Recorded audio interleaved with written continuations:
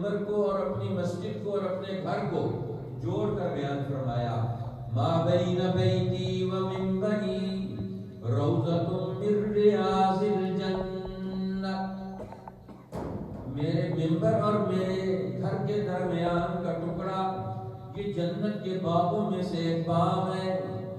اب دیکھو منبر نبوی کیا ہے؟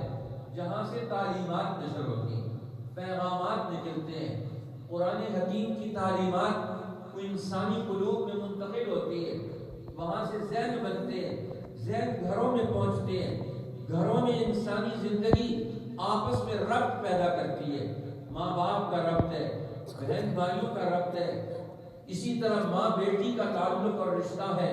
ان سارے رابطوں رشتوں کی بنیاد پر ایک گھر وجود میں آ گیا۔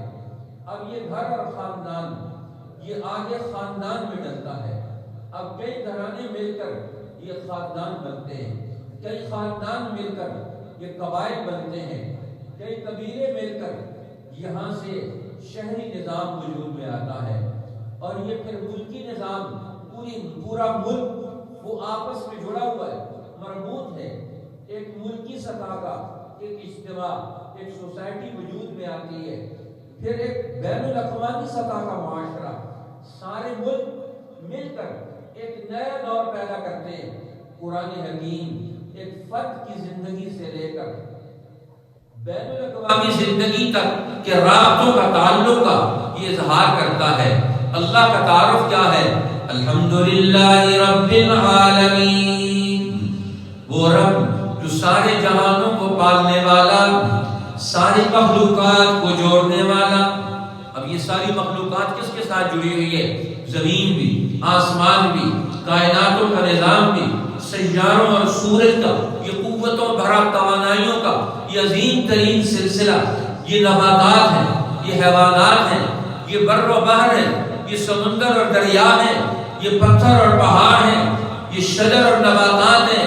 والنجم والشجر یسجدان، یہ جھاڑ، یہ درخت، الشمس والقمر بحسبان، یہ سورج اور چاند سے اوقات کا نظام، یہ انسانی زندگی کی تعمیر و تشکیل میں ایک بڑا بھرپور کردار ادا کر رہا ہے۔ وَالْأَرْضَ وَضَعَهَا لِلْأَنَامِ، یہ زمین ہم نے مخلوق کے لیے بنائی ہے۔ اب یہ مخلوق یہاں بسے گی، یہاں شہر بنیں گے، یہاں آبادیاں وجود میں آئیں گی، یہاں انسانی تعمیر و ترقی کا دور پیدا ہوگا، یہاں انسانی زندگی کی گامہ گامی مصروفیات پیدا ہوں گی۔ لیکن ان مصروفیات کے نتائج کیا ہوں گے؟ قرآن ان نتائج کو برباد کرتا ہے۔ یہ تو سارے لوگ بیان کرتے ہیں، شہر بسنے چاہیے، سڑکیں بننی چاہیے، گھر بننے چاہیے، بازار بننے چاہیے، گھروں میں لوگوں کو رہنا چاہیے۔ لیکن قرآن کہتا ہے گھروں میں کیسے رہنا چاہیے، بازاروں میں کیسے آنا چاہیے، انسانی زندگی کے اعمال و اقوال اور افعال کیسے وجود میں آنے چاہیے۔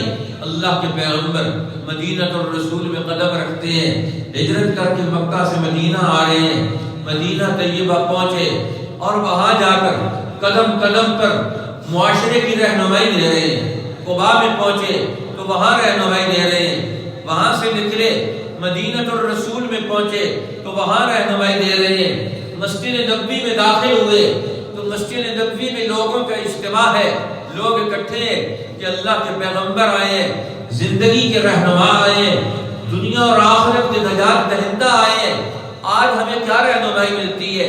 عبداللہ ابن السلام یہود کے بڑے عالم، اب بڑے بڑے اہل علم اس انتظار میں ہے آج انسانی معاشرے کی رہنمائی کا وہ کون سا لازمی اور ضروری سبب اور اس کی اہمیت اور اس کی رہنمائی آج ہمیں کیا نصیب ہوتی ہے؟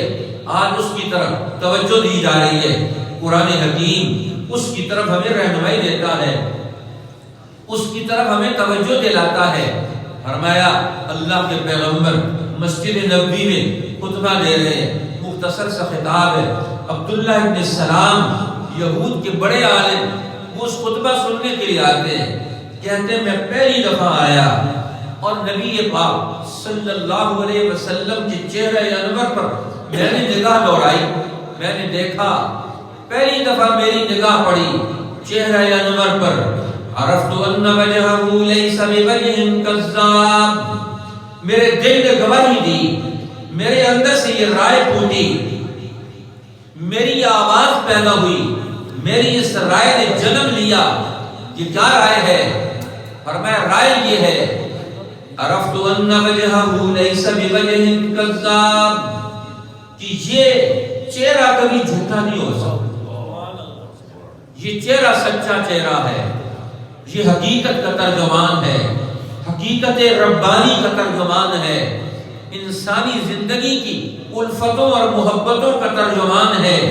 عرفت ان وجهه ليس بوجه كذاب، میں نے جان لیا کہ یہ چہرہ جھوٹا چہرہ نہیں ہو سکتا۔ اب پھر میں نے آگے بڑھا، پہلا امپریشن، فرسٹ امپریشن نبی پاک کا مدینہ کے یہود کو، ان کے علماء کو، ان کے رہنماؤں کو وہ دنیا میں کیا تاثر دے رہا ہے۔ یہ سچے لوگ ہیں، یہ صحیح لوگ ہیں، یہ انسانی زندگی کے اصل ترجمان ہیں، یہ زندگی کی خیر اور خوبیوں کے صحیح مالک اور رہنما لوگ ہیں۔ لہذا انہی کے ساتھ تو ہم نے اپنی زندگی کو جوڑنا ہے، انہی کے ساتھ تو ہم نے اپنے آپ کو وابستہ کر کے آگے بڑھنا ہے، چلنا ہے۔ زندگی کیسے آگے بڑھے گی؟ کسی رہنمائی میں آگے بڑھے گی، کسی رہنما کو متعین کرنا پڑے گا۔ گھر میں باپ رہنما ہے، مسجد محلے کا امام خطیب رہنما ہے، قوموں کے رہنما ہیں، تو اللہ کے پیغمبر کھڑے ہو کر خطبہ دے رہے ہیں، رہنمائی دے رہے ہیں۔ اور رہنمائی کیا ہے؟ یا ایھا الناس، اے دنیا میں بسنے والے انسانوں، تمہارے لیے ہم توجہ دے چاہتے ہیں، افشوا السلام، پہلا پیغام ہمارا یہ ہے، سلام پھیلاؤ، الفت و محبت پیدا کرو۔ معاشرتی زندگی کا پہلا عظیم ترین کام کیا ہے؟ الفت و محبت پیدا کرنا، ساروں کے دلوں میں ایک دوسرے کا احترام پیدا کرنا، سب کے دلوں میں ایک دوسرے کی عزت و تکریم پیدا کرنا۔ افشوا السلام، سلام پھیلاؤ، السلام علیکم، یہ سلامتی کا دین ہے۔ ہر ایک کے لیے پیغام ہے کہ میرے وجود سے، میرے قول سے، میرے فعل سے، میرے عمل سے، میرے بولنے سے، میرے چلنے سے، میرے ترازو کے تولنے سے، میرے مسجد میں آنے سے، میرے باہر جانے سے کسی کو کوئی نقصان نہیں پہنچے گا۔ جہاں مسلمان جائے گا، السلام علیکم، سلام ہو تم پر، سلامتی کا دین، امن کا دین۔ لیلۃ القدر کا تعارف قرآن نے کیا کرایا؟ فرمایا السلام ہی حتی مطلع الفجر، یہ رات سلامتی کا پیغام لے کر قوموں کی صبح طلوع کرنے والی رات ہے۔ نیا سورج، نیا دن، نئی روشنی پھوٹے گی، سلام، یہ سلامتی کا پیغام لے کر آئے گی۔ جان کی سلامتی، مال کی سلامتی، عزت و آبرو کی سلامتی، مسجدوں کا حرمت و تقدس، مذاہب کا حرمت و تقدس، بازاروں کی زندگی کو امن و سلام، گھر کی زندگی کو امن و سلام، بڑوں اور چھوٹوں کو ایک دوسرے کے لیے امن و سلام۔ سلام ہی حتی مطلع الفجر، سلامتی ہے بڑوں کے لیے، سلامتی ہے چھوٹوں کے لیے۔ تحیتہم یوم یلقونہ سلام، جب یہ اللہ سے ملیں گے تو وہاں بھی سلام، جب آپس میں ملیں گے تو آپس میں سلام۔ افشوا السلام، فرمایا پہلا کام یہ ہے دنیا کو امن و سلامتی کا پیغام دینا ہے، محبتوں کا گہوارہ بنانا ہے۔ ہر معاشرہ، ہر زندگی کی اکائی، ہر اجتماعیت وہ امن و محبت کی بنیاد بن جائے۔ وَمِنْ آيَاتِهِ خَلْقُ السَّمَاوَاتِ وَالْأَرْضِ، فرمایا اللہ کی قدرتوں کے نشان تلاش کرنا چاہتے ہو، ذرا آ کر میں تمہیں بتاؤں، کائنات کا مطالعہ کراؤں۔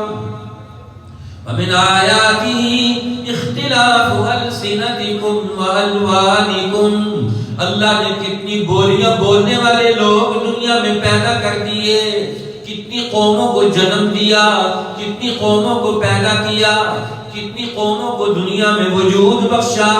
کوئی کون سی بولی بولتا ہے، کوئی کون سی زبان بولتا ہے. اختلاف السنتکم والوانکم، تمہارے رنگ مختلف ہیں، تمہاری بولیاں مختلف ہیں، لیکن تمہارے مقاصد ایک ہے، تمہاری ذہن کی نیتوں کا ارتقاء کا درجہ ایک ہے، تمہارے ایمان کی بنیاد ایک ہے. ومن آیاتہ اختلاف السنتکم والوانکم ان فی ذلک لآیات للعالمین. یہ جہانوں کے لیے اس میں نشانیاں ہیں. اور میں آؤ اب تمہارا معاشرہ کیسا ہونا چاہیے، تمہارے گھر کیسے ہونے چاہیے، تمہارا زندگی کا تمدن کیسا بننا چاہیے. فرمایا اطعموا الطعام، ایک دوسرے کی بنیادی ضرورتوں کا خیال رکھو. ہر ایک کی ضرورت کا، اس کے ضرورت کا احساس تمہارے دل میں ہو. ہر ایک کی مجبوری کی تکمیل کا پروگرام تمہارے پاس موجود ہو. اطعموا الطعام، کھانا کھلاؤ. وَيُطْعِمُونَ الطَّعَامَ عَلَى حُبِّهِ مِسْكِينًا وَيَتِيمًا وَأَسِيرًا. یہ مسلمانوں کا معاشرہ ہے، یہ اسلام کا دور نظام حکومت ہے. وَيُطْعِمُونَ الطَّعَامَ عَلَى حُبِّهِ مِسْكِينًا وَيَتِيمًا وَأَسِيرًا. یہاں کوئی بے آسرا نہیں ہوتا، ہر ایک دوسرے کا سہارا ہے، ہر ایک دوسرے کا ہاتھ پکڑنے والا ہے، ہر ایک اس کی مجبوری کو حل کرنے والا ہے، ہر ایک اس کی پریشانی میں معاونت کا کردار ادا کرتا ہے. قرآن کہتا ہے تعاونوا علی البر والتقوی. اسلام انسانی معاشروں کی ترقی کا اصول متعین کرتا ہے. ایک دوسرے کے مددگار بن جاؤ، مقابل نہیں بننا، ایک دوسرے کے مقابل نہیں آنا، سب بنانی ہے، ایک سب میں کھڑا ہونا ہے، کوئی کسی کے مقابل میں نہیں آئے گا. اسلام کا معاشرہ ہے، آپس کا ٹکراؤ نہیں ہوگا، آپس کا مقابلہ نہیں ہوگا، ایک دوسرے کی طرف منہ کر کے نہیں، سب ایک طرف منہ کر کے کھڑے ہوں گے، سب ایک صف میں کھڑے ہوں گے، سب ایک طاقت بن کر کھڑے ہوں گے، سب ایک آواز بن کر کھڑے ہوں گے، سب ایک مجبور کی مجبوری کے لیے کھڑے ہوں گے، سب ایک قوم کو ترقی دینے کے لیے کھڑے ہوں گے. وَيُطْعِمُونَ الطَّعَامَ عَلَى حُبِّهِ مِسْكِينًا وَيَتِيمًا وَأَسِيرًا. یہ مسکین کو بھی کھانا کھلا کر اپنے ساتھ لے کر کھڑے ہو جاتے ہیں. یہ قیدی جو زندگی سے پیچھے رہ گیا تھا، زندگی کی رہنمائیوں میں اسے اس کے کسی عمل نے پیچھے دھکیل دیا، یہ کسی قانون نے اسے زندگی کے معاملات سے کاٹ کر الگ تھلگ کر دیا تھا.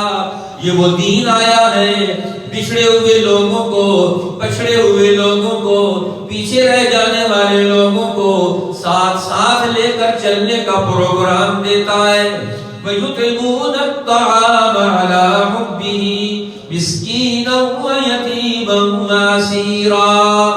یہ قیدیوں کو بھی، مسکینوں کو بھی، ضرورت مندوں کو بھی گھر جا جا کر بغیر احسان کیے ہوئے صرف اللہ کی محبت پر کھانا کھلاتے ہیں. کسی پر کوئی احسان نہیں، کسی پر کوئی تشہیر کا بورڈ نہیں لگا ہوا.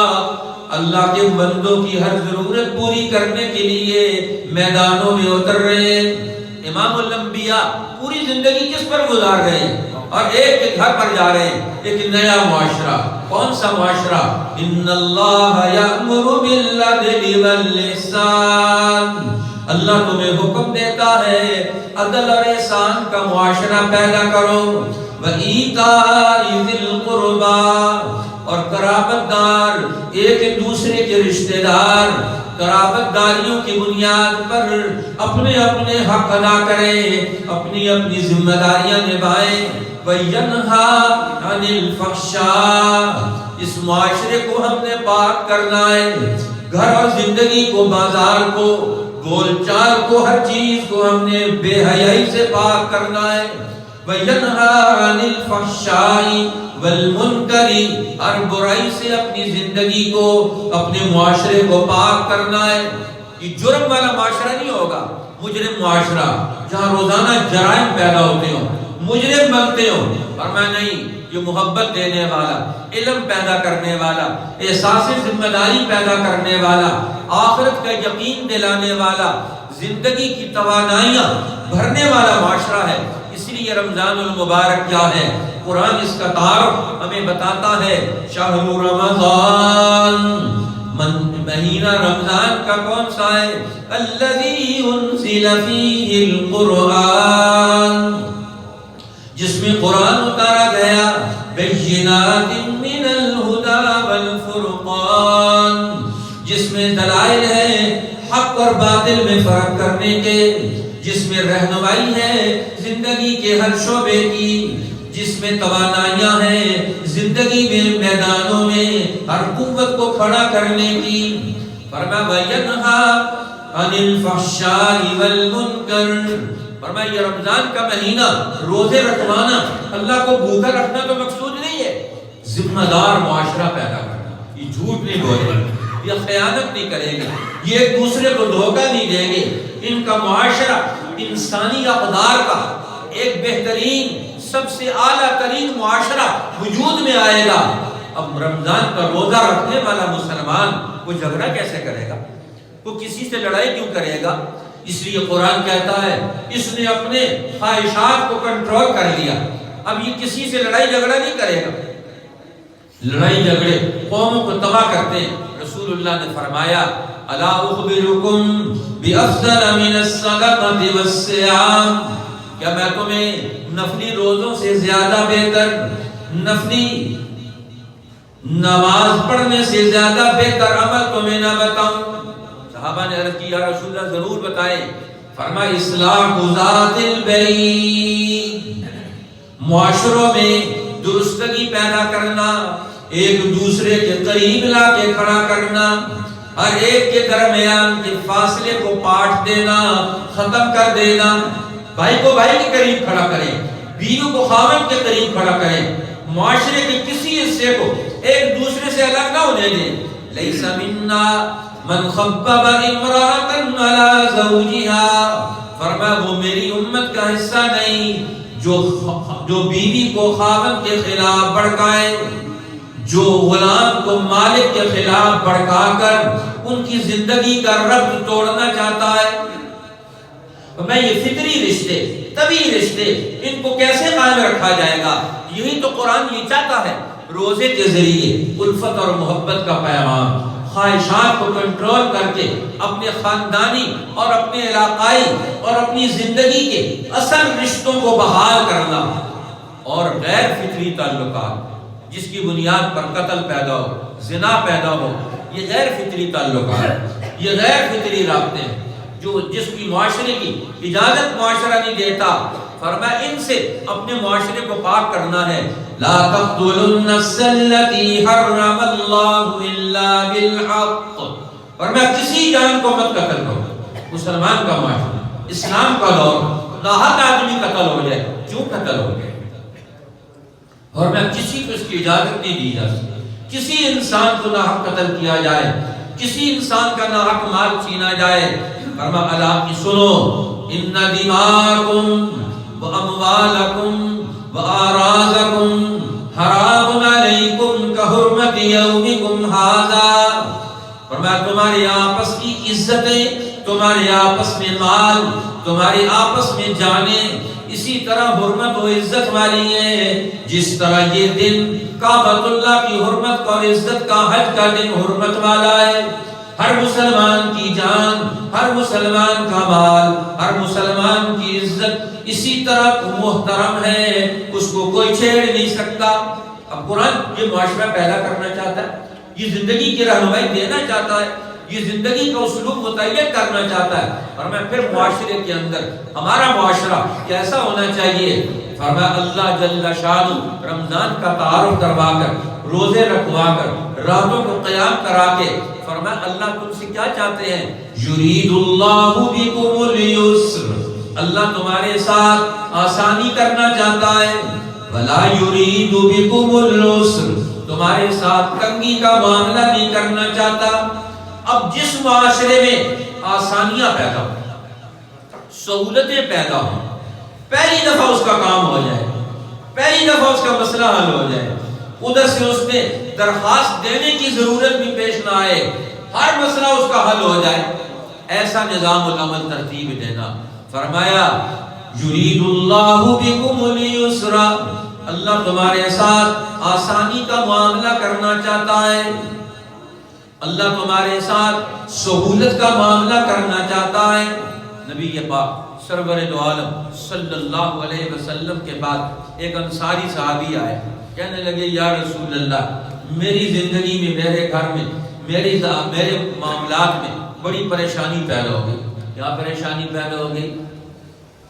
کہ ہم نے ایک اونٹ رکھا ہوا ہے، آپ کشی کرتے ہیں، پانی پلاتے ہیں اپنے باغ کو، اپنے گھر کو، یہ اونٹ اب پانی پلانے کے لیے تیار نہیں، اب یہ الٹا ہمارے اوپر چڑھتا ہے، یہ ہمارا نقصان کرتا ہے، اب ہم اپنے مسئلے کا حل کیسے کریں؟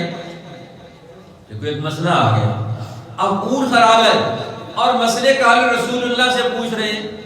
آج مسلمان اپنی زندگی کے مسائل کے حل کے بارے میں کچھ بھی نہیں جانتا، اس لیے یہ پہلی بنیادی ذمہ داری دنیا کے نظام کے اندر ارتفاقات کی ہے، بہترین معاشرہ اور تمدن پیدا کرنا۔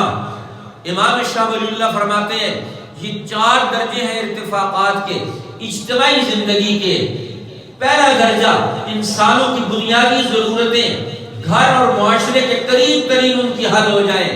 دوسرا درجہ کہ ان کے ایسے ادارے وجود میں آ جائیں جو ان کی زندگی کا ہر مسئلہ حل کرنے کے لیے پوری دنیا سے تجربات اکٹھے کر کے، تعلیمات جمع کر کے، وہ اپنے گھریلو نظام، لین دین کے نظام، اپنے زندگی کے ہر پہلو سے اپنی زندگی کو اچھا بنا سکے۔ اب یہ اونٹ مانتا نہیں، اللہ کے پیغمبر نے فرمایا صحابہ کرام کو چلو ان کے باغ میں ان کے اونٹ سے مذاکرات کرتے ہیں، مسئلہ حل کرتے ہیں ان کا۔ اب وہاں اللہ کے پیغمبر پہنچ گئے، ان کی زندگی خراب ہو رہی ہے، یا رسول اللہ ہمارا باغ سوکھ رہا ہے، ہماری کھیتی اجڑ رہی ہے، اونٹ ہے کہ ہماری بات مانتا نہیں۔ فرمایا چلو ان کے گھر میں، ان کے باغ میں۔ اللہ کے پیغمبر صحابہ کو لے کر وہاں پہنچ گئے۔ جیسے ہی باغ میں پہنچے دیکھا کہ اونٹ وہاں مست ایک کونے میں بیٹھے، اس کو کوئی پرواہ نہیں۔ اب وہ بیٹھا ہوا ہے، مگن ہے اپنی ذاتی زندگی میں، حیوانی زندگی میں۔ اب اونٹ جانور بھی انسان کے ساتھ انس رکھتا ہے، اس کا مسئلہ حل کرتا ہے۔ کتنے کام انسانوں کے جانوروں سے حل ہوتے ہیں، اور انسان کا مسئلہ نہ حل کر سکے، افسوس ہے اس انسان پر، اس معاشرے پر، اس تمدن پر، اس نظام پر جو انسانوں کو بھوکا ننگا مجبور بنا دے۔ اب جیسے اللہ کے پیغمبر وہاں گئے تو کہنے لگے صحابہ یا رسول اللہ یہ کاٹنے والے کتے کی طرف بھڑکایا ہوا اونٹ ہے، آپ کو نقصان نہ پہنچا دے۔ فرمایا ہمیں کوئی خوف نہیں ہے، اس کے نقصان کا کوئی نقصان نہیں دے سکتا۔ جیسے ہی اندر داخل ہوئے تو دوڑتا ہوا اونٹ آیا اور آ کر آپ کے قدموں میں سر رکھ دیا۔ اللہ کے پیغمبر نے اس کی پیشانی کے بال پکڑے اور پکڑ کر اسے کھینچا اور اسے فرمایا یہ تو مطیع بن گیا، فرما بردار بن گیا، اب جو کام اسے دو گے یہ کام پورا کرے گا۔ اب صحابہ کرام ساتھ کھڑے ہیں، کہنے لگے یا رسول اللہ یہ بے زبان جانور یہ آپ کو سجدہ کرتا ہے، ہم عقل مند لوگ آپ کو سجدہ نہ کریں۔ انہوں نے ایک اور سوال کر دیا، فرمایا نہیں، سجدہ صرف ایک ذات کا حق ہے، سجدہ صرف ایک ذات کا حق ہے۔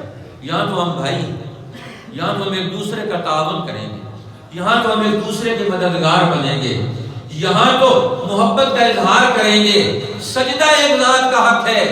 فرمایا ہم انسانی معاشروں کو انسانوں کے سامنے نہیں جھکنے دیں گے، کسی انسان کو انسان کے سامنے بھی نہیں جھکنے دیں گے، یہ صرف اللہ کا حق ہے، یہ بندے اس کے ہیں، ہم نے ان کی ضرورت پوری کر کے ان کو اللہ کے سامنے جھکانا ہے، ہم نے ان کو مجبور کر کے کسی فرعون، طاغوت، کسی شیطان کے سامنے جھکنے نہیں دینا، اور ان کی ضرورت پوری کریں گے، یہ صرف ایک اللہ کے سامنے جھکنے والے بن جائیں۔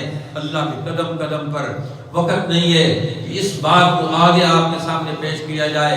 اللہ جل شانہ رمضان کا یہ پیغام خوبصورت زندگی کا، قرآن کا یہ پیغام تعاون کی زندگی کا، رسول اللہ کا یہ پیغام الفت و محبت کی زندگی کا، اللہ کے پیغمبر قسم اٹھا کر امام بخاری نقل کرتے ہیں، اللہم رب کل شیء و ملیکہ، اے رب تو کائنات کی ساری چیزوں کا مالک ہے، ہر چیز کا مالک ہے، اشہد بانک انت اللہ، میں گواہی دیتا ہوں اس بات کی کہ اوپر تو اللہ سب کا حاکم ہے، اور میں اس بات کی گواہی دیتا ہوں بان کلہم اخوۃ، یہ سارے کے سارے مسلمان آپس میں بھائی بھائی ہیں۔ اللہ کے پیغمبر توحید کی گواہی دے کر امت کو سمجھا رہے ہیں، میں بھی گواہی دیتا ہوں اوپر اللہ ایک ہے، نیچے سب مسلمان آپس میں بھائی ہیں۔ اللہ میں بھائی بن کر ایسا معاشرہ مرتب کر کے، ایسا نظام زندگی ترتیب دے کر جس سے ہم اپنی زندگی کی خوبیاں کمالات ہر آدمی حاصل کر کے ترقی کر سکے، اللہ ہمیں ایسا معاشرہ پیدا کرنے کی توفیق عطا فرمائے۔ وآخر دعوانا الحمدللہ رب العالمین۔